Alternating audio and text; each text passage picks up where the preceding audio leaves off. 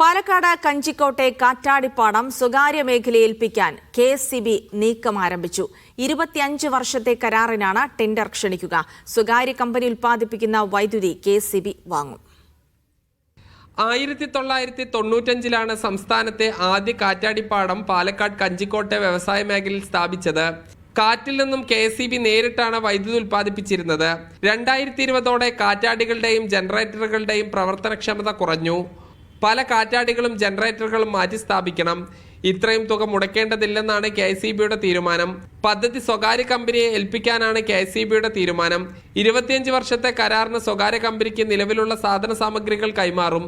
Company ഉൽപ്പാദിപ്പിക്കുന്ന വൈദ്യുതി KSEB വാങ്ങും. LDF സർക്കാരിന്റെ കാലത്ത് ഇത് സംബന്ധിച്ച ചർച്ചകൾ നടന്നിരുന്നു. സ്വകാര്യ മേഖലയ്ക്ക് കാറ്റാടിപ്പാടം കൈമാറാനാണ് UDF സർക്കാരിന്റെയും തീരുമാനം. കരാർ സംബന്ധിച്ച് ടെൻഡറുകൾ ഉടൻ തന്നെ ക്ഷണിക്കുമെന്നാണ് ലഭിക്കുന്ന വിവരം. മീഡിയ 1 പാലക്കാട്.